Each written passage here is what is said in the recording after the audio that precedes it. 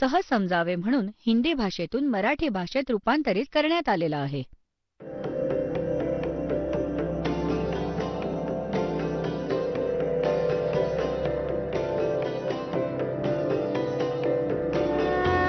और ज्ञान सब ज्ञानड़ी कबीर ज्ञान सो ज्ञान और जैसे गोला तोब कायम करता चले मैदान.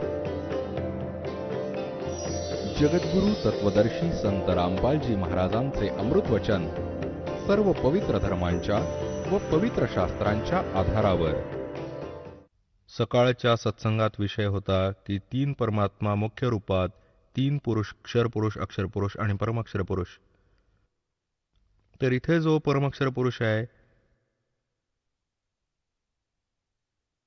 आपण त्याच्याकडे संकेत करत आहोत की तो आहे, तो पूज्य आहे. तो कोण आहे? तो कबीर भगवान आहे. कबीर देव आहे, ज्यांनी 600 वर्षापूर्वी येऊन ती लीला केली होती, जे वेद सांगतात आणि आपल्या सद्ग्रंथात विद्यमान आहेत. आता या विषयाला जास्त न वाढवून दास त्या प्रसंगावर येत आहे की गीता ज्ञानदाता तर सांगतो की त्या परम अक्षर ब्रह्मची पूजा करा. त्या तत्वदर्शी संताकडे जा, जसं 4थ्या अध्यायाच्या 34व्या श्लोकात सांगितलंय. अध्याय नंबर 4 चा आपण श्लोक नंबर 32 वाचूया. हा 32 या प्रकारे म्हणजे 25 पासून 31 पर्यंत या प्रकारे आणि बऱ्याच प्रकारचे यज्ञ म्हणजे धार्मिक अनुष्ठान ची माहिती ब्रह्मणे मुखे म्हणजे इथे चुकीच्या केलंय वेदाची वाणी. बघा 17व्या अध्यायाच्या 23व्या श्लोकात स्वतः ब्रह्मणे म्हणजे हे बघा अध्याय नंबर 17चा आणि श्लोक नंबर 23. यात काय सांगितलंय? ओम तत्सत इति निर्देशः ब्रह्मणः त्रिविध स्मृतः अह ब्राह्मणा तेन वेदाः च यज्ञाः च विहिताः पुरा. आता इथे ओम ओम तत् तत् सत सत हे 2 सांकेतिक शब्द आहेत. दास सांगेल. इति हे आहे 3 प्रकारचा सच्चिदानंद घन ब्रह्म. ब्रह्मणे म्हणजे सच्चिदानंद घन ब्रह्माचे नाव सांगितलंय. इथे ब्रह्मण म्हणजे सच्चिदानंद घन ब्रह्म हा गीता ज्ञानदात्यापेक्षा वेगळा आहे. तर इथे यांनी 4थ्या अध्यायाच्या 32व्या श्लोकात सांगून ठेवलंय. हा ब्रह्मणे शब्द आहे. ब्रह्मण मुखे एवं बहुविधा या प्रकारे खूप प्रकारचे यज्ञाः म्हणजे धार्मिक अनुष्ठान, वितताः म्हणजे विस्तारपूर्वक, ब्रह्मणे मुख्य म्हणजे सच्चिदानंद घन ब्रह्माकडून आपल्या मुखकमलातून बोलले गेले ते तत्वज्ञान आहे. या प्रकारे बऱ्याच प्रकारचे यज्ञ म्हणजे धार्मिक अनुष्ठानाची माहिती इथे लिहायचं होतं. सच्चिदानंद घन ब्रह्माच्या वाणीत, कबीर वाणीत विस्ताराने सांगितले आहे. त्या सर्वांना तू कर्म जाण, जसं पण होणारं जाण, या प्रकारे तत्वाने जाणून तू त्यांच्या अनुष्ठानद्वारा, त्या साधनेद्वारा, कर्मबंधाने तू सर्वथा मुक्त होशील. आता इथे बघा 4थ्या अध्यायाच्या 34व्या श्लोकात यांनी सांगितले आहे. 4थ्या अध्यायाच्या 34व्या श्लोकात यांनी सांगितले आहे, गीता ज्ञानदाताने त्या ज्ञानाला, ते तत्वज्ञान आहे जे सच्चिदानंद घन ब्रह्माने आपल्या तोंडाने सांगितले आहे. ती कबीरवाणी ते तत्वज्ञान आहे. त्या ज्ञानाला तू तत्वदर्शी ज्ञानियांकडे जाऊन तू समज. त्यांना नीटपणे दंडवत प्रणाम करण्याने, त्यांची सेवा करण्याने आणि कपट सोडून सरळतापूर्वक प्रश्न करण्याने ते परमात्मा तत्वाला नीटपणे जाणणारे तत्वदर्शीनः. तत्वदर्शीनः म्हणजे तत्वदर्शी संत, ज्ञानी महात्मा तुला तत्वज्ञानाचा उपदेश करतील.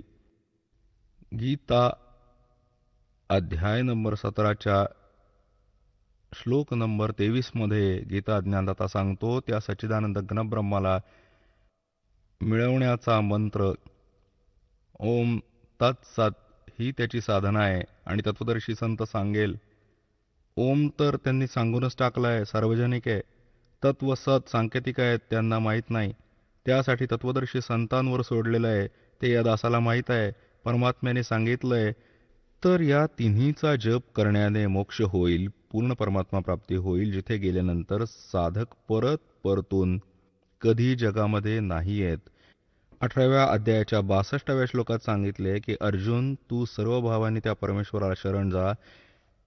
हे बघा श्रीमद भगवद्गीता अध्याय 18 आणि श्लोक 62 मध्ये सांगितलंय की अर्जुन हे भारत सर्व प्रकारांनी त्या परमेश्वराला शरण जा. त्या परमात्म्याच्या कृपेनेच तू परमशांतीला सनातन परमस्थानाला प्राप्त होशील. आणि 15व्या अध्यायाच्या 4थ्या श्लोकात आपण वाचलेच होते की की जिथे गेल्यानंतर साधक परत परत परतून जगात कधी नाही आहेत, की त्यानंतर त्या परमपदरूप परमेश्वराला नीटपणे जाणले पाहिजे, शोधले पाहिजे, ज्यात गेलेले पुरुष परत परतून जगात नाही आहेत. आणि ज्या परमेश्वराने सर्व ब्रह्मांडाची संसाररूपी वृक्षाची पुरातन संसाररूपी वृक्षाची प्रवृत्ती विस्ताराला प्राप्त होते, आणि त्या आदिपुरुष नारायणाला मी शरण आहे. आणि त्या परमेश्वराची पूजा केली पाहिजे, भक्ती केली पाहिजे, हेच सिद्ध आहे. पुण्यात्म्यांनो, या शंकराचार्यांचे ज्ञान फेल झाले.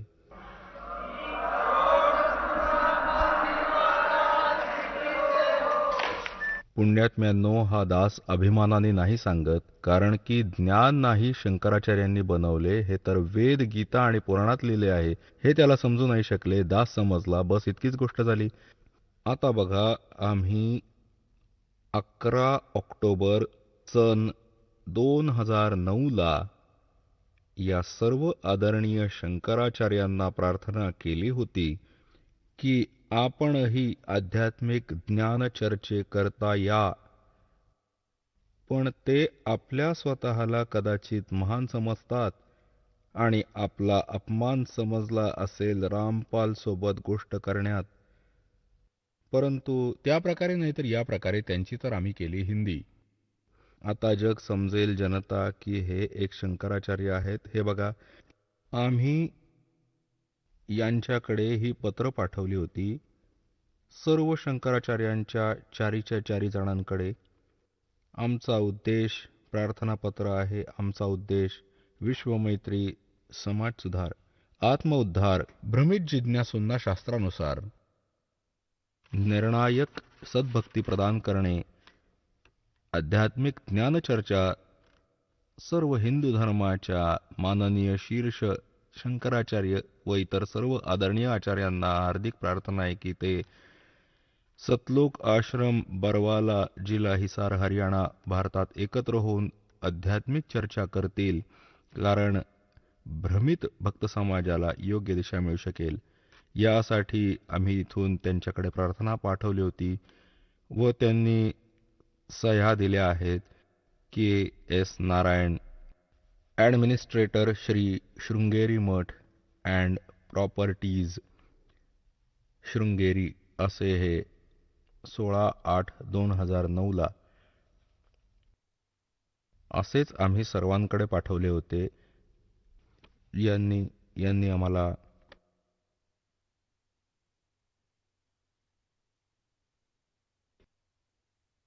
हे पत्र घेतले. प्रेमचंद्र उपाध्याय, प्रबंधक, ज्योतिषमठ, ज्योतिषाचार्य, ज्योतिषमठ यांना. तर या प्रकारे आम्ही हाताने घेऊन जाऊन व रजिस्ट्री करून आणि तो दिवस ठेवला होता आणि 2 चॅनलच्या माध्यमातून करायचे होते. बघा, या पत्रातच आहे हे. या पत्रातच हे आहे, इथे लिहिले आहे.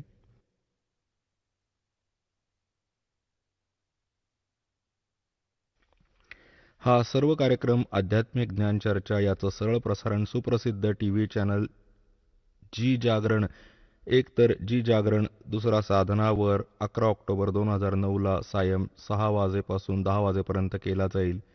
पण हे नाही आले. हा पूर्ण कार्यक्रम याच आश्रमात झाला होता.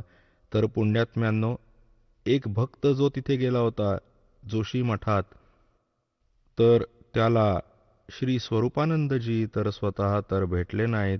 त्यांच्या प्रबंधकाने त्यांच्याकडून सही घेऊन आले होते. तर एका बाजूला भेटले होते श्री माधव आश्रमाचे शंकराचार्य.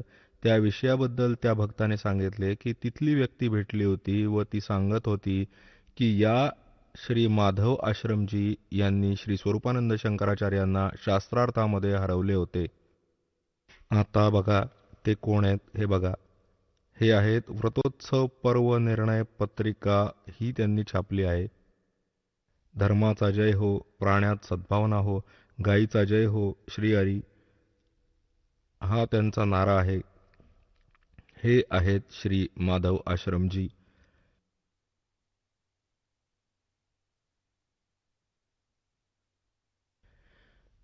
ज्योतिषपीठाधीश्वर हे म्हणतात मी अधिकारी आहे, हे आपला अधिकार मानतात. त्यावर ज्योतिषपीठाधीश्वर श्रीमद जगद्गुरु शंकराचार्य अनंत श्री विभूषित श्री स्वामी माधवाश्रमजी महाराज, ज्योतिर्मठ बद्रिका आश्रम हिमालय, श्रीकृष्ण बोध धाम 7 शंकराचार्य मार्ग सिव्हिल लाईन दिल्ली 54 हे इथे छापलं आहे. आणि यांचा भगवान कोण आहे हे त्यांचे भगवान बघा. समाचार पत्र पंजीकृत धर्मसम्राट हे नाव आहे यांचे. जगद्गुरु शंकराचार्य ज्योतिषपीठाधीश्वर अनंत श्री स्वामी माधवाश्रमजी महाराज, बद्रिकाश्रम हिमालय अध्यक्ष अखिल भारतवर्षीय धर्मसंघ हे यांचे पूज्य देवता आहेत. भगवान राम परिवार. आता जे आहे तिथले लोक सांगत होते की यांनी श्री माधवाश्रमजींनी यांचं नाव आहे आदरणीय शंकराचार्यजींचे श्री माधवाश्रमजी महाराज यांनी स्वरूपानंदांना हरवले आणि पूजा यांची आहे. हे त्यांचे भगवान. तर रजगुण ब्रह्मा, सतगुण विष्णू, तमगुण शिवजी या तिन्ही देवतांची पूजा श्रीमद भगवत गीतामध्ये नाही म्हटले आहे. 7व्या अध्यायात 10 ते 12 व 20 ते 23 श्लोकात. ते येणाऱ्या काळात तुम्हाला दाखवू. आणि हे त्यांचीच पूजा करतात. तर पुण्यात्म्यांनो, सौभाग्य आहे आपलं.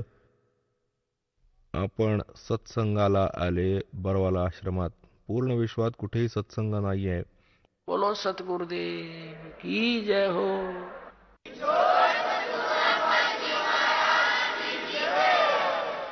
परमपिता परमात्मा पूर्ण ब्रह्म साऱ्या सृष्टीचे रचयिता कबीर परमेश्वराच्या असीम कृपेने आपण पुण्यात्मा सत्संग ऐकायला उपस्थित आहात.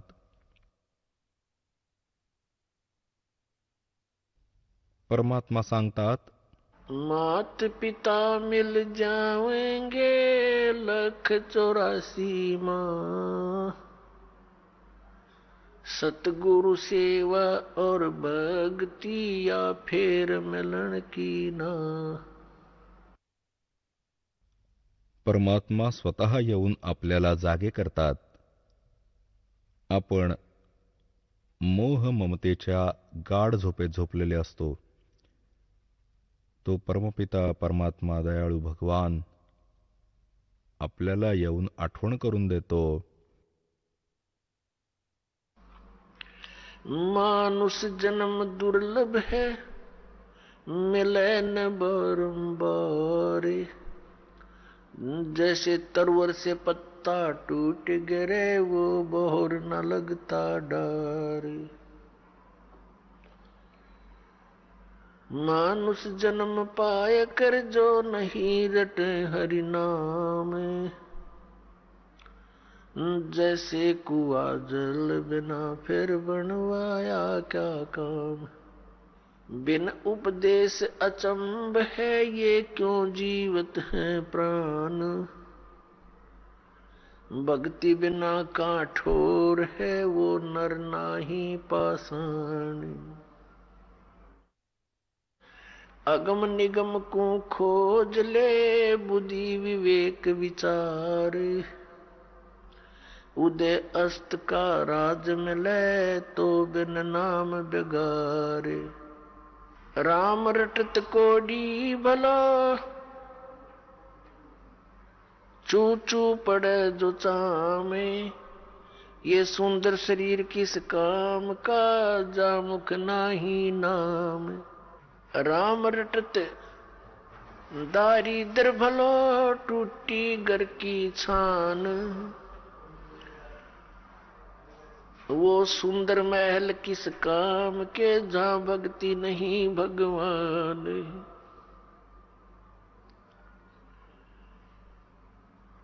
राम रटत कन्या बली, साकेट भलो न पूत। जैसे बकरी के गल में गल थणा, जिसमें दूध ना मूत। आपल्या परमात्म्याने, आमच्या पित्याने, आमच्या जनकाने येऊन आम्हाला हे ज्ञान दिले की तुम्ही या लोकाचे वासी नाही आहात, तुम्ही इथे राहणारे नाही आहात, आणि ज्या या सांसारिक सुखांना तुम्ही सुख मानता, हे खोटं सुख आहे, हे अस्थायी आहे. तुम्हाला इथं थांबवण्यासाठी तुम्हाला इतकं विवश केलं. या काळ भगवानाने आपल्या तिन्ही पुत्रांना ब्रह्माला रजगुणयुक्त बनवलं, विष्णूला सतगुणयुक्त बनवलं, आणि शंकराला, शिवजीला तमगुणयुक्त बनवलं. आणि यांच्या आतून निघणारी ती तरंग आपल्या सर्व लोकांना प्रभावित करत आहे. जरी हे भगवान, जरी हे प्रभू, हे स्वामी आपल्या आपल्या लोकात राहतात, ब्रह्मलोकात ब्रह्माजी, विष्णुलोकात विष्णूजी आणि शिवलोकात शिवजी, परंतु त्यांच्या आतून, त्यांच्या शरीरातून निघत असलेली ती गुणांची तरंग, ती आपल्याला प्रभावित करत आहे इथे बसलेल्यांना. या भगवानाच्या अंतर्गत, या स्वामींच्या अंतर्गत तिन्ही लोक येतात. हा पृथ्वीलोक, वर स्वर्गलोक व खाली पाताळ लोक, या तीन लोकात प्राणी आहेत, आणि याच्या बाहेरचे जे प्राणी आहेत ते यांच्या पोहोचच्या बाहेर आहेत, बाहेरच्या दुसऱ्या लोकात. या तीन लोकांच्या प्राण्यांना हे तिघे प्रभावित ठेवतात. यांची जितकी रेंज आहे तिथपर्यंत यांचा प्रभाव बनून राहतो. जसं स्वयंपाकात मिरचीची फोडणी दिली जाते, तर ती मूळ वस्तू, जी साकार वस्तू मिरची स्वयंपाकात विद्यमान आहे, त्याची फोडणी दिली, त्या फोडणीतून निघालेले तरंग दुसऱ्या कक्षात, दुसऱ्या खोलीत पोहोचली, आणि तिथे बसलेल्या लोकांना पण शिंका यायला लागल्या. आता त्यांना शिंका नाही आल्या तर त्यांच्या हातातली गोष्ट नाही, कारण मिरचीचा प्रभाव आहे. आणि तयार वस्तू स्वयंपाकात त्यांच्या निराकार गुणाने, शक्तीने दुसऱ्या खोलीत बसलेल्या व्यक्तीला पण प्रभावित केले. ठीक अशाच प्रकारे श्री ब्रह्माजी रजगुणयुक्त आहे. जसे मिरचीला मिरचीच्या गुणांनी युक्त केले. आता मिरची तर आहेच, त्याचं नाव पण, गुण पण तेच आहेत जे त्याचं नाव आहे. तर गुण पण तेच आहेत व मिरची पण तीच आहे. या प्रकारे हे ब्रह्मा रजगुण आहेत, तर गुण पण हेच आहेत, कारण यांनीच आपण प्रभावित होतो. तर ब्रह्मा म्हणा किंवा रजगुण म्हणा,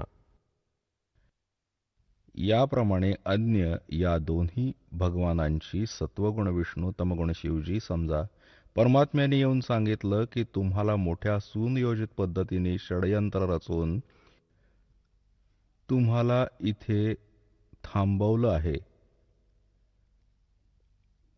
पुण्यात्म्यांनो, तुम्ही खूप भोळे आहात, बालक आहात. याला भगवानाच्या मार्गात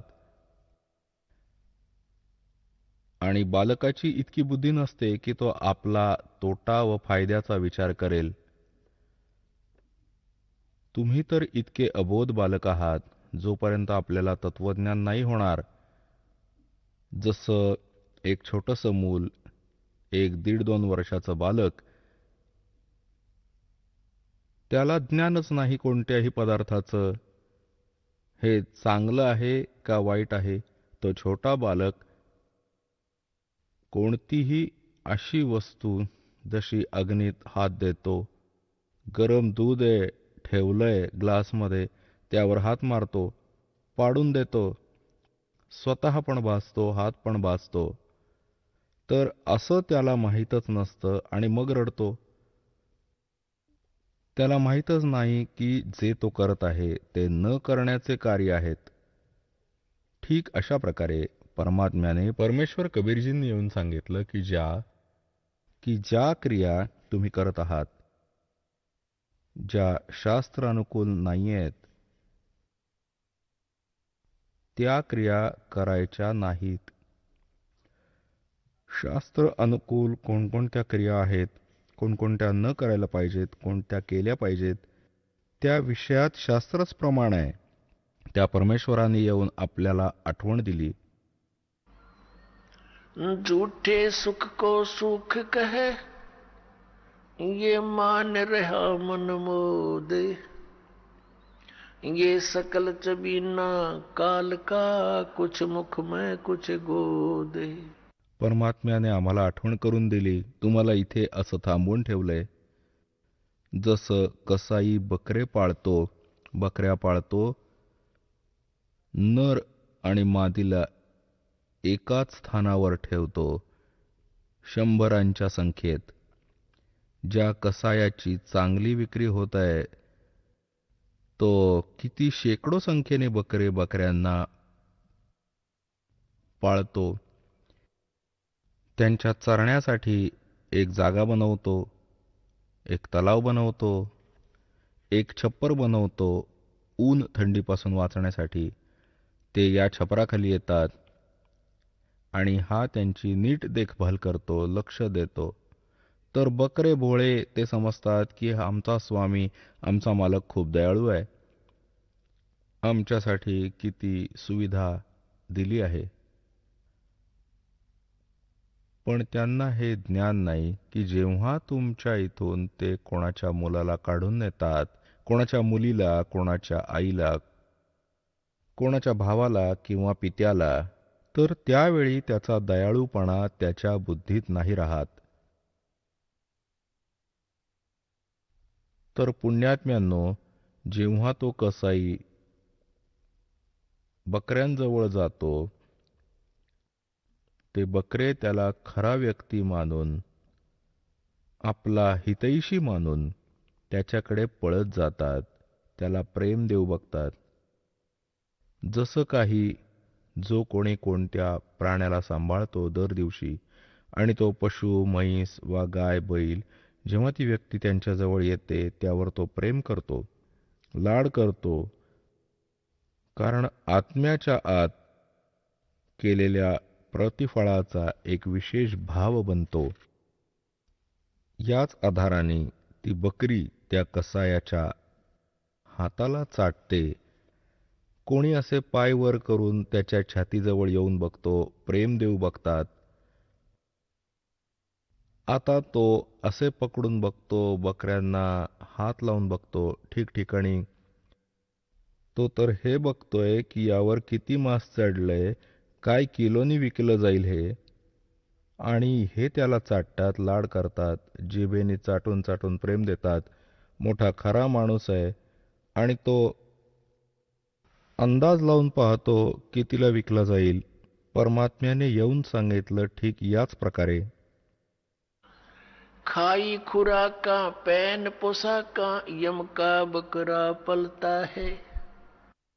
म्हणतात खुराक खाऊन कपडे घालून. इथे यमाचा बकरा पाळला जातो. या काळाचे बकरे म्हणून पाळले जात आहात तुम्ही. आता बघत आहात मागे एक श्रद्धाळू सत्संगाहून जात होता. सच्चा सौदा सिरसावालीच्या पेपरमध्ये आले होते आणि त्याचे 6 सदस्य म्हणजे एकूण एक मेले ॲक्सिडेंटमध्ये. एक म्हातारा वाचला. आणि आपण खूप ठिकाणी बघतो, जसं एकदा भूकंप आला होता गुजरातमध्ये आणि सर्व व्यक्ती 26 जानेवारी म्हणजे गणतंत्र दिवस भारताचा साजरा करायला तयार होते. सन 2000ची गोष्ट, 26 जानेवारीची. असा भयंकर भूकंप आला. 26 जानेवारीची सुट्टी होती. कर्मचारी, अधिकारी सगळे आपापल्या घरी टेलिव्हिजनच्या समोर बसले होते की आज आपल्या गणतंत्र दिवसाची परेड बघूया. असा भयंकर भूकंप आला, ज्या घरांना, बंगल्यांना, संपत्तीला बनवण्यासाठी सर्व जीवन घालवलं, त्याच घरांच्या खाली दबले गेले. पूर्णच्या पूर्ण परिवार नष्ट झाले. पुण्यात्म्यांनो, या काळाने आपण व आमच्यावर इतका दबाव टाकला की 3ही गुणांचे 3 इंजेक्शन ठेवले होते. आपल्याला ते लागलेलेच असतात.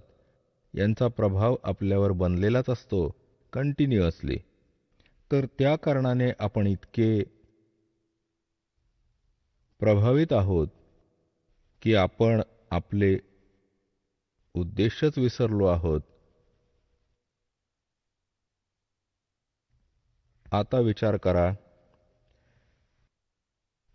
ज्या व्यक्ती त्या भूकंपात मेल्या वा दुर्घटनेमध्ये मेल्या, त्या कोणत्या क्रिया करत होते?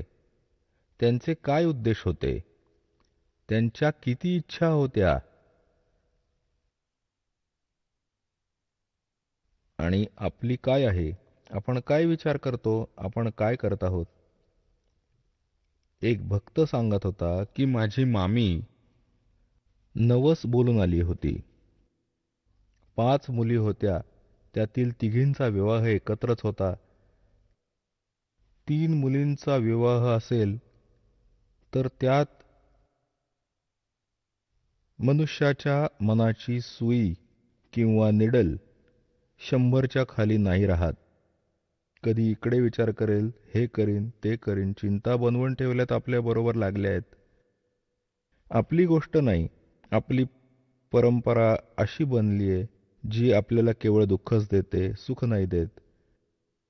विवाहात गोष्ट हुंड्याची येणं, परत एक विवाह, परत एक भावाचा सुरू होतो, एक बहिणीचा सुरू होतोय. तर या प्रकारे आपण आपल्या परंपरांना, रीतींना चुकीचं बनवून पण 90% दुःखी आहोत. आता ती रोहतक बस स्टँडवर उभी होती. एका बसमधून उतरली होती, दुसऱ्याची वाट बघत होती आणि उभ्या उभ्या विचार करत होती, कारण जिच्या 3 मुलींचं लग्न आहे, जी अनउपदेशी आहे, आमचे भक्त तर या आजार व वाईटपणापासून किती दूर होतील, ज्ञानानी होतील, कोणत्या प्रतिबंधांनी नाही. मुलांचा विवाह भगवानांनी करून ठेवलेला असतो. ही आपली चूक आहे. नंतर जी नाटकबाजी, नाचणं, कूदणं, डीजे लावणे, फंड करणे, हे पूर्ण चूक आहे. हे या विवाहाच्या वेळेला, इतक्या पुण्यसंयोगाच्या वेळी अशी बकवास नाही करायला पाहिजे. कोणी दारू पितंय, नाचतंय, उड्या मारतंय, ही काय गोष्ट आहे? लग्न कोणाचं, नाचतं कोण, हे काय चांगलं आहे? काय अक्कल आहे? लाडू कोणी खातंय आणि उड्या मारतंय कोणी, सांगा, ही काय गोष्ट आहे? तर या प्रकारच्या आपण अज्ञानाने आपल्यावर एक वेगळं ओझं अजून घेऊन बसलोय. हे पण काढायचंय, नक्की काढायचंय. भक्ती तेव्हाच चालते, भक्त तेव्हाच बनाल. आता ती माहीत नाही की काय काय विचार करत होती. तिथे असं करीन, तसं करीन, ते असं आणायचंय, ते अमुक असं करायचंय. मुलीचे कपडे शिवायचे म्हणजे 100 चिंता असतात. तिथे खांबाला लागून उभ्या उभ्या असंच चिंतन करत होती. कुठे दुसरीकडे फिरत होती. उभी होती तिथेच. एका ड्रायव्हरला बस मागे घेऊन उभी करायची होती आपल्या स्थानावर. कंडक्टर होता सुट्टे पैसे देण्यात मग्न. कोणाचे राहिलेले ते पैसे. ड्रायव्हरने विचार केला, पटकन बस मागे लावू. त्यांनी बस मागे घेतली आणि जास्त वाकडी न होऊन खांबाला सरळ होईल. त्यांनी पाहिलं नाही दुसऱ्या बाजूला. ती मागे जाऊन आणि त्या भगिनीचे पण लक्ष नाही, कारण ती तर विचारात मग्न होती. तिच्या छातीवर येऊन लागली बस. ती मागे खांबाला टेकून उभी होती. तिथेच अर्ध्या तासात तडफडून मेली. आता ते लग्न पण राहून गेलं आणि जे इकडची तिकडची. एका सेकंदाचा वेळ नव्हता. आता ती कुठे गेली? तर पुण्यात्म्यांनो, आपण किती बालक आहोत. आपल्याला भय नाही राहिलं. आपल्याला लक्षात नाही राहिलं ती जाण्याची वेळ. आणि जोपर्यंत आपल्याला इथून जाण्याची वेळ लक्षात नाही राहणार, आपण भक्त नाही बनू शकणार. आपण वाईटापासून वाचू नाही शकणार. आता आज कोणी नाचतोय, उड्या मारतोय. आता वर्तमानपत्रात पाहिलं, वाचलं. त्यात काय लिहिलं होतं की एक विवाह होता आणि पहिल्या दिवशी तर DJ बोलवून नाचत होते. बहीण पण सगळे दुसरे भाऊ नातेवाईक नाचत होते डीजेवर. ते पण वर्तमानपत्रात. आणि दुसऱ्या दिवशी तो नवरदेव जो विवाह करण्यासाठी चालला होता, कार ॲक्सिडेंट झाला ट्रेलर बरोबर. जितके सदस्य त्याच्या बरोबर बसले होते, व्यक्ती सगळे मेले. तो पण मेला. दुसऱ्या दिवशी ती डोकं आपटते, रडतीये, केसांना पकडतीये, जी काल नाचत होती. आता वाजवा डीजे. इथे सांगतात, नानक साहेबजी सांगतात, हैं कि ना जाने काल की कर डारे और किस विध ढल जा पासावे और जिन्हां ते सिर ते मौत खुड़क दी उन्हां नू केड़ा हासावे. आदरणीय नानक साहेबांना कोणी विचारलं की हे महात्माजी, तुम्ही कधीही आनंदी नाही दिसत. ना कोणता सण व तीज मनवता. तेव्हा त्यांनी सांगितलं होतं, बंधू नाही माहीत इथं कोणती वीज पडेल क्षणात. आणि आम्हाला तर आमचा मृत्यू दिसत आहे. याकरता रुची नाही होत या नाचण्यात आणि गाण्यात. इथली खोटी खुशी मानण्यात कधीच मन नाही मानत. ना जाने काल की कर डारे किस विध ढल जा पासावे और जिन्हां ते सिर ते मौत खुड़क दी उन्हां नू केड़ा हासावे. मग त्यांना विचारलं की काय आपण कधी प्रसन्न होत नाही का? असं कसं जीवन जगताय? तेव्हा ते म्हणाले की मी प्रसन्न होतो. साध मिले सड सादी होंदी विछड़ द्या दिलगिरी वे अख दे नानक सुनो जिहाना ये मुश्किल हाल फकीरी वे. नानक साहेबजी म्हणतायत की जेव्हा माझे भक्त, माझी साध संगत येथे येतात सत्संग श्रवण करायला, तेव्हा मला खूप खुशी होते. ते आपल्या लग्नासारखंच आहे. ते आपली खुशी आहेत. आणि मग जेव्हा ते इथून परत संसारात जातात इथून, तेव्हा मला खूप खेद होतो, खूप त्रास, दुःख होतं, काळजी लागून राहते.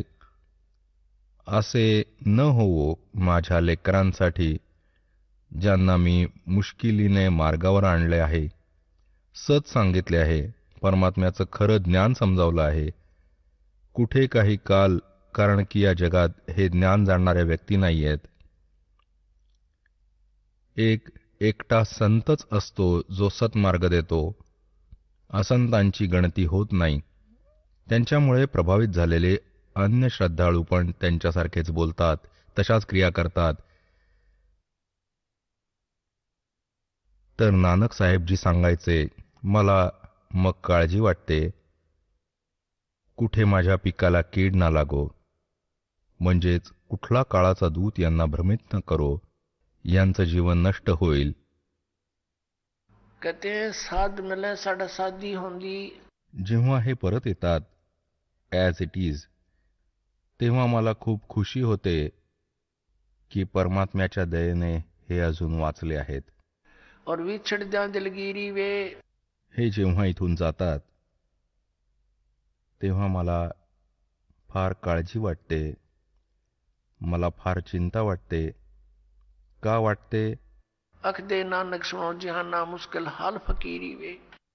फकीरी म्हणजे भक्ती. फकीरचा अर्थ होतो सगळे वाईट सोडून देऊ, सगळ्याचा परित्याग करून भक्ती करणं. तर जेव्हा वाईटपणा, कुप्रथा संतांनी घालवण्याचा प्रयत्न केला, तेव्हा अन्य समाजाने ते परत आणण्याचा प्रयत्न केला. तर ज्या कारणाने भक्त आणि समाजामध्ये नेहमीच विरोध होत राहिला आहे, कारण की समाजाचे हे रीतिरिवाज आहेत, ते काळ प्रेरित आहेत, ते इथेच राहणार आहेत. आणि संतांच्या मर्यादा या काळाच्या मर्यादापेक्षा वेगळ्या आहेत, त्या भक्तिबाधक आहेत. म्हणून अन्य समाजाचे लोक म्हणतात की बघा, यांनी तर माता सटवाई पण सोडून दिली, हे तर बाबा श्यामजींची पण पूजा करत नाही आहेत, हे असे पण नाही करत आहेत, हे दिवाळी पण नाही साजरी करत आहेत, हे कसं झालं आहे, यांनी तर वाट लावून टाकली. एक भक्त सांगत होता, म्हणाला की आज 10 वर्ष झाली एक पण सण साजरा नाही केला. नाव घेतलं होतं त्याने त्या दिवशी, नंतर तो आपलं दुःख सांगत होता. म्हणाला की आज 10 वर्ष झाली आमचा एकही सण साजरा केला नाही, ना होळी, ना दिवाळी, ना तीज, ना अन्य काय. कारण की आमचा परिवार आहे. कधी तर आमच्या घरी स्वतः तरुण भावाचा मृत्यू होतो. 1 वर्ष ती चिंता संपत नाही तोपर्यंत दुसरा कोणी जवळचा बहिणीचा पती मरतो. मग सण साजरे होत नाहीत. मग कोणीतरी काका चुलत्याचा मुलगा मरतो. मग असा मुलगा मरून गेला, 10 वर्ष झाली अशी आम्ही सण साजरे केले नाहीत. मग हे सण का साजरे करतात? मग तरीही साजरे करा, जर इतके कंपल्सरी आहेत तर. सांगण्याचा अर्थ आहे की इथे काही साजरे करण्याची जरूर नाही आहे, इथे भगवानाची गुण गाण्याची आवश्यकता आहे. आणि त्यात लक्षात ठेवा, किंवा जाण्याचा समय लक्षात ठेवा, आता आपल्याला किती मूर्ख बनवून ठेवलंय. हा दास सत्संग करायला जायचा तर तिथे असंच भक्तांबरोबर, अशाच आमच्या एखाद्या भक्ताचं नाव घ्यायचा, तिथं पाठ करायचे, 2-3 दिवस राहायचे. तर एक व्यक्ती जशी बोलावून घेते, आज ज्ञान समजा, ते त्याला बोलवायचे. तो बसून इथलं तिथलं बोलायचा. म्हणतात की भक्ती तर आपल्या मनातच असते, गुरु केल्याने काय भक्ती होते का? घे आणि दे, कर आणि खा, बस असंच तर सगळं होतं. मग अशाच काही गोष्टी करत राहिला, समजावण्याचा प्रयत्न केला, ऐकलं नाही. कारण की त्याची 10-15 एकर मिळून जमीन होती, ट्यूबवेल केली होती शेतात. तर त्याला काय जरूर होती, त्याला काय वाटली आवश्यकता भगवानाची? तरुण शरीर होतं. खूप समजावण्याचा प्रयत्न केला, इकडचं तिकडचं बोलत राहिला, उठून चालला गेला. खाण्यापिण्याचं वय आहे आणि असंही आता फाशी देत आहात तुम्ही, बिडी नाही प्यायची, दारू नाही प्यायची, मांस नाही खायचं, नाचणं गाणं नाही, असं म्हणून घरी निघून गेला. आणि म्हणतो कसा, भक्ती तर म्हातारपणी करतात ना, वृद्धावस्थेमध्ये. त्याला म्हटलं, म्हातारपणी भक्ती कठीण होईल जर पहिल्यापासून सुरू झाली नाही तर. कारण म्हातारपणी तर सगळ्या आपदा येतात. कधी डोळ्याचं काम, तर कधी दात पडतात, कधी पित्त बडकतं, तर कधी डोकंदुखी.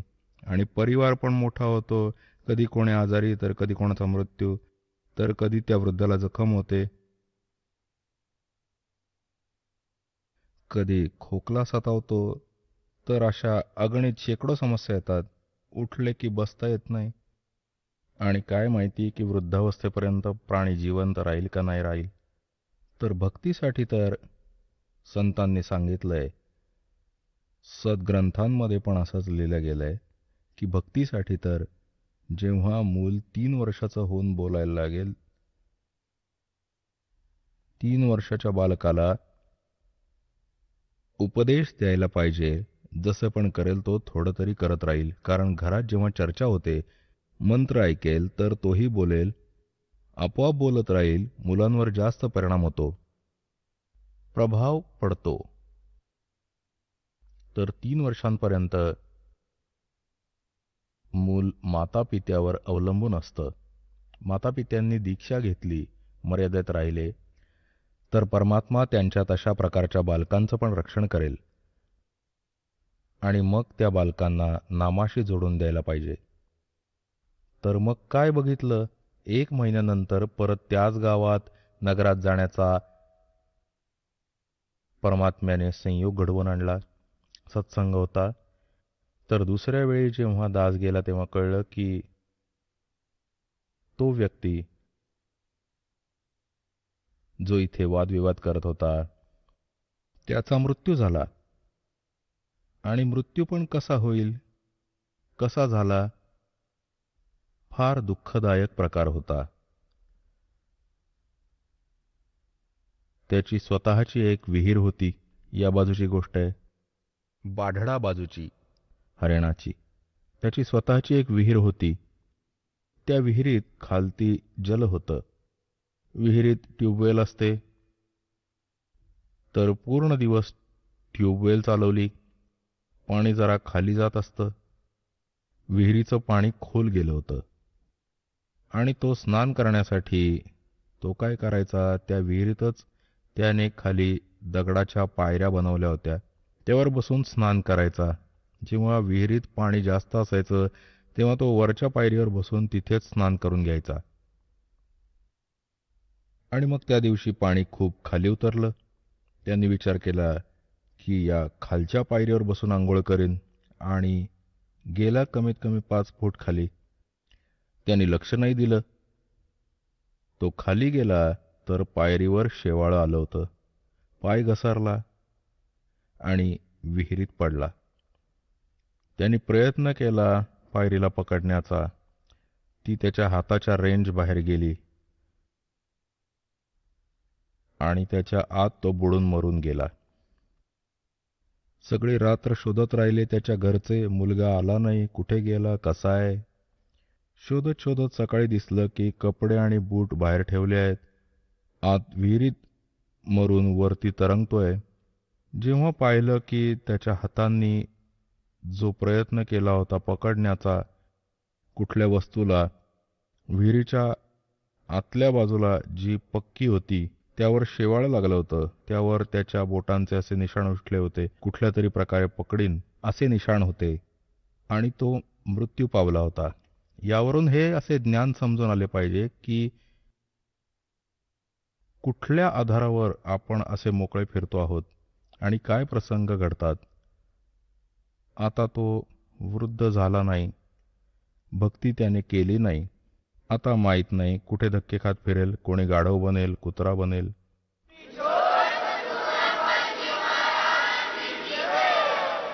चला आता आपण त्या श्रद्धाळूंचे अनुभव जाणून घेऊयात, ज्यांनी जगद्गुरू तत्वदर्शी संत रामपालजी महाराजांकडून दीक्षा प्राप्त केलेली आहे, तसेच त्यांच्याद्वारा सांगितलेल्या भक्ती मार्गावर चालत आहेत. नमस्कार. नमस्कार. आपलं नाव? राजेंद्र दशरथ काळे. आपण कुठून आलात? जालना, महाराष्ट्रामधून जालना शहर. आपला व्यवसाय काय आहे? सर, मी नोकरी करतोय MIDC मध्ये बी बियाणे कंपनीत. संत रामपालजी महाराजांची गुरुदीक्षा आपण कधी घेतली? 31 ऑक्टोबर 2013. संत रामपालजी महाराजांची गुरुदीक्षा घेण्या अगोदर आपण व आपला परिवार कोणती भक्ती साधना करत होतात? सर, विशेष म्हणजे आमचे जे कुलदैवत होते ते होते महादेव. म्हणजे महादेवाची पिंड आहे आमच्या इथे संगमेश्वर म्हणून गावामध्ये. त्यांची आमचे घरचे परिवार खास उपासना तेच करत होते. परंतु मी जे आहे जालना सिटीमध्ये असल्यामुळं माझे आत्या म्हणून त्यांच्याकडे मी राहायचो. तर तिथं माझ्या आत्याचं असं त्यांनी मला लाड पुरवण्याच्या अगोदर, ते 10व्या वर्षाचा होतो मी, ते म्हणायचे जोपर्यंत तू मंदिरात जाऊन येणार नाही, दर्शन करून येणार नाही, तोपर्यंत तुला कोणत्याही प्रकारचा लाड पुरवण्यात येणार नाही. त्याच्यामुळं मला मजबुरन का होईना तर मी मंदिरात रोज जायचो. असं करता करता जेव्हा माझ्या लक्षात आलं तर मला एक सवय पडली की मंदिरात जाण्याची सवय पडली आणि मला तिथं मंदिरामध्ये श्रद्धा खूप चांगलं वाटू लागलं, भक्ती, आरती. तर मी विठ्ठलाच्या मंदिरामध्ये जायचो, भजन वगैरे रात्री आत्यासोबत. आणि परत नाथबाबा मंदिर म्हणून आहे जालन्यामध्ये, नाथबाबा गल्लीमध्ये. तर तिथं पण भरपूर काही देवी देवता आहेत, जसं महादेव मंदिर आहे. महादेवांचे स्तोत्र रोज मी तिथं स्तोत्र बोलायचो. आणि गणपती महाराजांची जी आरती आहे ते आरतीसुद्धा रोज तिथं मी बोलायचो. आणि परत हनुमानजी आहे, विशेष म्हणजे हनुमानजीची हनुमान चालीसा तर मी कंपल्सरी तिथं मंदिरात गेल्यावर रोजच बोलायचो. परत त्याच्यानंतर तिथं जे स्तोत्र आहेत प्रत्येक देवी देवताचे, सप्तशृंगी देवीचे पण तिथं छोटेसे मंदिर होते. परत ऋणीचा दरबार म्हणून जे रामदेव बाबा आहेत राजस्थानचे, तिथं पण छोटंसं मंदिर नाथबाबा मंदिरमध्ये होते. त्यांची पण पूर्ण आरती होस्तर मी तिथं थांबायचो. त्याच्यानंतर परत तिथं छोटे छोटे प्रकारचे बाबा होते, त्या बाबांचे जे काही मंत्र होते ते पण मी तिथं उच्चार करायचो. म्हणजे हे एक माझ्या डेली सवय पडली होती की मंदिरात जाऊन हे सगळं करायचं. त्याच्यानंतर मला थोडंसं तिथं माझी श्रद्धा वाढली आणि मी रोज जायचो, सगळे जातात म्हणून. परंतु मला आजपर्यंत असं माहिती नव्हतं की पूर्ण परमात्मा आहे कोणी, किंवा देवी देवता पण आपल्याला काही मोक्ष वगैरे देऊ शकतात, हे मला ज्ञान नव्हतं. तरीसुद्धा मी घरापासून ड्युटीपर्यंत 7 किलोमीटरच्या अंतरावर मी सायकलवर जायचो. आणि त्या दरम्यान मी हनुमान चालीसा जवळपास 7 ते 8 वेळेस मनामध्ये म्हणायचो. एवढं सुद्धा करून सुद्धा माझ्यासोबत असं झालं की एका 2 व्हीलरवाल्याने माझं सायकलला धडक मारली आणि माझं छोटंसं ॲक्सिडेंट झालं. तरीसुद्धा माझी आस्था भरपूर तेव्हा पण होती आणि नंतर पण होती.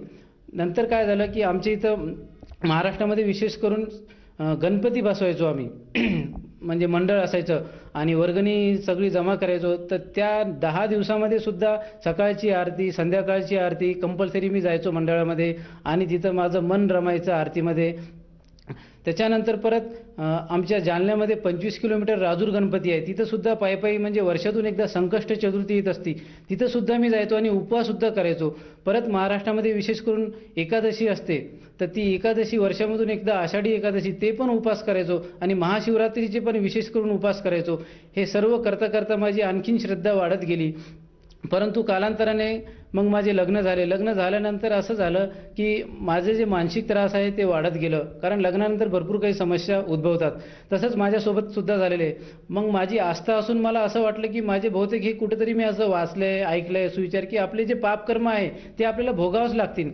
तर मग माझी श्रद्धा असं वाढली की मी देवीदेवतांची मंदिरात तर जातोच आहे, त्यांचे स्तोत्र वाचतोय, आरती म्हणतोय, हनुमान चालीसा बोलतोय. तर मला कुठेतरी समाधान होईन असं मला वाटायचं की माझं जे मानसिक त्रास आहे लग्नानंतरचं हे कुठेतरी कमी होईल. परंतु काय झालं, ते वाढतच गेलं. मग कालांतराने जसं 6 महिने स्वामी समर्थ महाराजांची इथं चंदनजिरा म्हणून विभाग आहे, तिथं मी राहायचो भाड्यानं. तिथं एक मठ आहे छोटंसं, तर त्या केंद्रामध्ये मी त्यांचा संकल्प घेतला आणि त्यांची गुरुदीक्षा घेतली स्वामी समर्थांची. सकाळी 3 पाठ वाचायचो दिवसभरात आणि 11 माळी स्वामी समर्थांचे नाम जप करायचो. त्याच्यानंतर कालांतराने काय झालं, मला मानसिक शांती तर काही झाली नाही, पण मला स्वतःला असं वाटायलं की इथं श्रद्धा आहे, कारण हे ते मूर्ती पूजा करत नाही. परत वर्षामधून 2 वेळेस म्हणजे 6 महिन्याला एकदा गुरुपारायण व्हायचं. त्या पारायणामध्ये सुद्धा मी सकाळी 4:30ला उठून जायचो आणि चप्पल न घालता, कांदा लसूण याचे भोजन सेवन न करता साधे सिंपल भोजन सेवन करून म्हणजे जमिनीवर मी झोपायचो. हे सुद्धा मी केलेले आहे.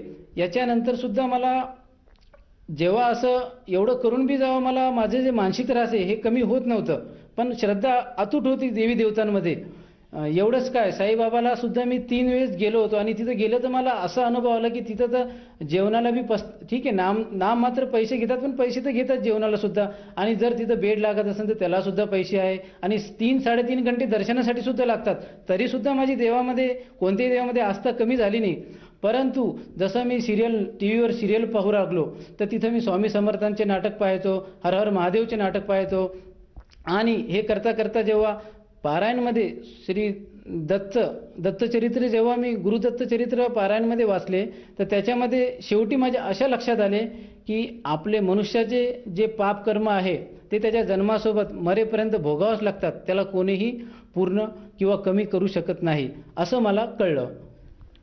सर, जसं तुम्ही सांगत आहात की तुम्ही संत रामपालजी महाराजांची गुरुदीक्षा घेण्या अगोदर महाराष्ट्रामध्ये जी प्रचलित भक्ती साधना आहे ती करत होतात, जसे की मंदिरात जाणे, देवळात जाणे, त्यांची साधना करणे, मंत्रोच्चार करणे, हे सगळं करतच होतात. म्हणजे तुम्ही पूर्वीपासूनच एक भक्ती साधनेत लीन होतात. असं असताना तुम्हाला का वाटलं की तुम्ही संत रामपालजी महाराजांची भक्ती स्वीकारावी किंवा त्यांनी जो मार्ग सांगितला त्या मार्गाकडे आपण वळावे? सर, मी तुम्हाला सांगू इच्छितो की मी देवी देवतांचीच काय, माझ्या घराच्या बाजूला एक मस्जिद होती, तिथं जे दुआ करायचे किंवा ते आपल्याला तिथं मंत्र म्हणायचे, तिथं पण आम्ही मस्जिदीच्या बाहेर उभा राहायचो की बाबा इथं बी आस्था आहे, सगळे जातात, म्हणजे इथं बी काहीतरी आहे, म्हणजे नेमकं देव आहे का परमात्मा आहे हे तर माहिती नव्हतं या जीवाला, परंतु आस्था होती. परत महावीर जैन हे इथं एक स्थानक आहे, त्याच्यामध्ये पण आस्था होती. एवढं सर्व आस्था असून सुद्धा माझी जे मानसिक त्रास परेशानी हे पूर्ण झाली नाही. परंतु सभागती असं झालं की माझ्या वडिलाचे जे गुडघे दुखत होते, तर मी जे रामदेव बाबा आहे त्यांचे औषध आस्था चॅनल पाहायचो रात्री, स्वामी समर्थाचे नाटक, महादेवांचे नाटक हे पाहता पाहता. तर त्याच्यानंतर रात्री 9च्या दरम्यान साधना टीव्हीवर संत रामपालजी महाराज यांचे सत्संग सुरू झाले. आता देवाची ओढ तर होतीच, मग मी पाहिलं की हे जे संत रामपालजी महाराज आहे हे तर सर्व वेद, शास्त्र, पुराण, बायबल, कुराण शरीफ याच्यामध्ये सर्वामध्ये हे पुरावा करून द्यायले की पूर्ण परमात्मा एक आहे आणि पूर्ण परमात्मा हे जीवाचे जे कष्ट आहे, पाप आहे, घोर जे पाप आहे हे पूर्ण नष्ट करून, समजा एखादा रोगी आहे, तो रोग्याचं जीवन जरी संपलं असेल तर वेदाप्रमाणे त्यांनी आम्हाला एवढं समजवलं की एखाद्या रोगाचे जीवन संपत असेल आणि जो पूर्ण नियमात राहून पूर्ण परमात्माची भक्ती करेल तर त्याचे परमात्मा दुःख आणि त्याचे रोग हे संपून त्याचं जर आयुष्य संपलं असेल ते सुद्धा परत 100 वर्षाचं आयुष्य भक्ती करण्यासाठी देऊ शकतात, जर तो नियमामध्ये राहत असेल तर. असं करता करता मी जवळपास 3-3 तासाचे सत्संग शनिवारी रविवारी 2012-13च्या दरम्यान मी पाहायचो आणि मला असं कळलं की इथं संत रामपालजी महाराजीचं जिथं आश्रम आहे त्या आश्रममध्ये गेल्यानं आपल्याला काहीतरी फायदा भेटेल. असं मी विचार करता करता परत माझं लक्ष गेलं की ह्या टीव्हीवर असं पण लिहिलेले आहे की इथं फ्री पुस्तक मागवली, तुम्ही ऑर्डर केली तर पुस्तक फ्री येईल. मी प्रयत्न केला, खरंच असं असू शकतं का बाबा, इतक्या लांबून हरियाणाहून पुस्तक येईल का? माझी आस्था होती म्हणून मी पुस्तक मागवली, कारण देवांच्या पुस्तकामध्ये वाचण्याची माझी खूप आवड होती. संत रामपालजी महाराजांच्या कृपेने रोज 2-3 पानं का होईना ती पूर्ण पुस्तक वाचली आणि मला प्रबळ असं मनोबल वाढलं की याच्यामध्ये असं अनेक प्रकारचे माझ्यापेक्षा भयंकर अनुभव दिलेले जे दुःख आहे ते त्यांची संत रामपालजी महाराजांच्या भक्तीनं, पूर्ण परमात्माच्या भक्तीनं पूर्ण झालेले आहे. तर माझे मनस्ताप का कमी होणार नाही? परत मला जे समजा 7 वर्ष झाले होते लग्न होऊन, मला संतान नव्हती. माझी जी पत्नी, जसं समाज हे काय करतो की बाबा काय गं बाई, तुला अजून पुत्र नाही, एक तरी राहायला पाहिजे होतं, तर ती बिचारी मला टेन्शन देते. मी ड्युटी करून यायचं की आजी तुम्ही काय करा, कुठं दवाखान्यात दाखवा. मी म्हणलं नाही, जर माझ्या नशिबात असेल तर देव देईन, नाही तर ठीक आहे, जेव्हा मला दाखवायचं मी दाखवून. परंतु आता समाजाला कोण समजवणार? बाबा आम्ही आमच्या घरात तर आमचं सुखी आहे, तुम्ही कशाला आम्हाला त्रास देता? कोणाकोणाला समजवणार? ती बिचारी एवढी दुःखी होती की संतांसाठी ती प्रत्येक व्रत करायची, प्रत्येक आमच्या मराठीत म्हणतात की नवस करायची, संकल्प करायची, नाही म्हणजे जे प्रत्येक देवी देवताची ती व्रत वगैरे करायची. जेव्हा मला असं लक्षात आलं संत रामपालजी महाराजींचे सत्संग पाहून की इथं आपलं दुःख काय, इथं तर मोक्ष पण भेटन आणि तुमचं कोणत्याही प्रकारचं रोग पण कमी होईल, तुम्हाला आर्थिक, मानसिक आणि शारीरिक आणि पारिवारिक सर्व समस्या इथं संपून जातील आणि तुम्हाला पूर्ण सुख भेटन, हे जेव्हा माझ्या लक्षात आलं. आणि परत मी एक लक्ष केंद्रित केलं की टीव्हीवर असं लिहिलेले होते की संत रामपालजी महाराज हरियाणा इथे राहण्याची, जेवणाची, खाण्याची ही व्यवस्था फ्री आहे, फ्री ऑफ कास्ट आहे. तर मी विचार केलं इतकं कोण सुविधा देणार? परंतु माझी जी इच्छा होती 4 धाम करावं, ही माझी पहिले काय होती, एक दृढ इच्छा होती. तर मग माझी इच्छा ही कमी झाली आणि मला वाटलं की आता हरियाणाला तर मी जाऊन येणारच. माझी हिंमत नव्हती की हरियाणाला मी जाणार, माझी अवकात बी नव्हती. परंतु संत रामपालजी महाराजजी परमात्माच्या कृपेने त्यांनी मला बळ दिलं आणि मी दृढ निश्चय करून हरियाणाला गेलो आणि तिथं बघितलं तर काय, इथं तर सर्वच काही फ्रीमध्ये आणि संत रामपालजी महाराजीच्या कृपेने तिथं प्रथम नाम आम्हाला भेटलं, त्याच्यानंतर सतनाम भेटलं. सर, जसं तुम्ही सांगत आहात की तुमच्या लग्नाला 7 वर्ष होऊन गेले होते आणि तुम्हाला संतान प्राप्ती नव्हती आणि संतान प्राप्तीसाठी आपल्या ज्या पत्नी आहेत त्यांनी बरेचसे प्रयत्न केले. तर मी या अनुषंगाने आपल्या पत्नीला विचारू इच्छितो, ताई नमस्कार. नमस्कार सर. जसं सांगत आहात की आपले पती की आपल्याला संतान प्राप्ती होत नव्हती, तर या संतान प्राप्तीसाठी आपण काय काय प्रयत्न केलेत? मी जे प्रयत्न केले फक्त भगवंतावर विश्वास होता की माझी इच्छा संतान पाहिजे, पण संतान काय प्राप्त झाली नाही. इतकी देवाची पूजा केले की निरंकार उपास करणं, म्हणजे बगर चप्पलचे मंदिरात जाणं, 9 दिवस नवरात्रामध्ये पाय पाय देवीच्या मंदिरात जाणं, म्हणजे इतकी गणपतीमध्ये खूप आस्था होती, दुर्गा मातामध्ये खूप आस्था होती की मला देणार तर हेच भगवान देणार. ताई, जसं तुम्ही सांगत आहात की पुत्रप्राप्तीसाठी तुम्ही बऱ्याच देवांकडे आराधना केली, त्यांची भक्ती साधना केली, परंतु ती विफल गेली. तर मला असं विचारायचं आहे की जेव्हा तुम्ही संत रामपालजी महाराजांकडनं अनुग्रह किंवा नामदीक्षा घेतली, तर तुम्हाला ती जी तुमचं सुख होतं, जी इच्छा होती, ती पूर्ण झाली का? तर असं झालं, जेव्हा आम्हाला सतनामची दया झाली संत रामपालजी महाराजींकडून, तर आम्हाला दुसऱ्या महिन्यामध्येच असं पत्नीला गर्भधारणा झाली म्हणून आमच्या लक्षात आलं. सर, जसं की तुम्ही सांगत आहात की संत रामपालजी महाराजांनी जी सद्भक्ती दिली, जे सतनाम दिलं, त्या सतनामाच्या भक्तीमुळे आपल्याला जे 7 वर्षापूर्वीचं आपलं स्वप्न होतं ते पूर्ण झालं आणि आपल्याला एक संतान प्राप्ती झाली. तर या अनुषंगाने आपण इतर भक्त समाजाला काय संदेश द्याल? सर, हे जीव संदेश तर देऊ शकत नाही, पण माझी महाराष्ट्रात किंवा भारताची जेवढी बी भक्तात्मा आहे त्यांना प्रार्थना आहे की मानव जन्म आम्हाला संत रामपालजी सांगतात, वेदामध्ये बी आहे, शास्त्रामध्ये बी आहे आणि प्रत्येक संताच्या गाथामध्ये सुद्धा आहे की मानव जन्म हा 84 लाख योनी भोगल्यानंतरच भेटतो. आणि आम्हाला इथं आल्यावर असं कळलं संत रामपालजी महाराजांच्या सत्संगामधून की मानव जन्म हा फक्त परमात्मा प्राप्तीसाठी आहे. तर माझी हात जोडून प्रार्थना आहे की जर परमात्मा प्राप्ती, पूर्ण मोक्ष प्राप्त करून घ्यायचं असेल तर त्यांना प्रार्थना आहे की इथं संत रामपालजी महाराज बरवाला इथं आलेले आहेत, पूर्ण परमात्मा अवतार आहेत. ते पूर्ण वेद, शास्त्र, पुराण, कुराण, बायबल ह्या सर्व पवित्र धर्मग्रंथांमधून आपल्याला तत्वज्ञान सांगून आणि शास्त्रानुसार भक्ती करून आपल्याला जे कमतरता आहे आपल्या जीवनामध्ये, मोक्ष तर देतातच, त्यांचं मेन उद्देश मोक्ष आहे, आणि आपले सर्व अडचणीसुद्धा इथं कमी होतात. आणि माझी प्रार्थना शेवटी हीच आहे की सर्वांनी, भक्त समाजांनी संत रामपालजी महाराजजींकडे येऊन शनी नाम दीक्षा ग्रहण करावी आणि आपलं जे अमूल्य जीवन आहे त्याचा उद्धार करावं, एवढीच दासची प्रार्थना आहे.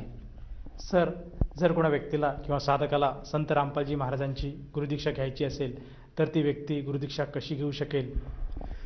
संत रामपालजी महाराजजींकडून गुरुदीक्षा घेण्यासाठी टी व्हीवर तुम्ही जे पट्टी पाहताय त्या पट्टीवर आश्रमाचे नंबर आहेत आणि तुम्हाला त्या आश्रमावर फोन नंबर लावल्यावर जे सेवेदार आहेत ते तुम्हाला पूर्ण, तुम्ही ज्या जिल्ह्यात आहे किंवा कोण्या गावात आहे त्याच्या जवळचं तुम्हाला तिथलं सेंटरचं तुम्हाला नंबर देतील, पत्ता सांगतील आणि तिथं जाऊन तुम्ही नामदीक्षा घेऊ शकता. सर, हे जर नाम कोणाला घ्यायचं असेल तर त्यासाठी किती खर्च येतो? खर्च जर सांगितलं सर तर तुम्ही फक्त घरून आणि तिथं पोहोचण्यापर्यंत जे खर्च येईल तेवढंच खर्च येईल. कारण असं तर आपण सहलीला जातो, पण पूर्ण मोक्षासाठी तुम्हाला जे खर्च येईल ते मला नाही वाटत की खर्च येईल. त्याच्या व्यतिरिक्त तुम्हाला एक पैसासुद्धा लागत नाही. तिथं सर्व काही फ्री भेटतं. तुम्हाला मंत्रदीक्षा फ्री भेटते आणि तिथं तुम्हाला जे साधना करण्यासाठी जे मंत्र कार्ड आहे ते फ्री भेटतं आणि तुम्हाला आरती करण्यासाठी जे आरतीचं पुस्तक आहे ते फ्री भेटतं. एवढं काही फ्री दिल्यावर म्हणजे मेन फ्री असं आहे की तुम्हाला मोक्षासाठी जे मंत्र आहे ते फ्री भेटते, बाकी काहीच खर्च येत नाही. धन्यवाद. धन्यवाद. सत्साय.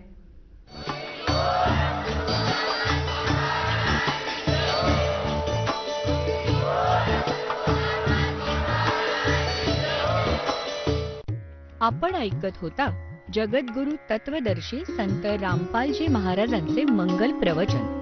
निःशुल्क नामदीक्षा प्राप्त करण्यासाठी आणि अधिक माहितीसाठी संपर्क करा 7030303951 7030303952. आमची वेबसाईट आहे www.jagadgururampalji.org.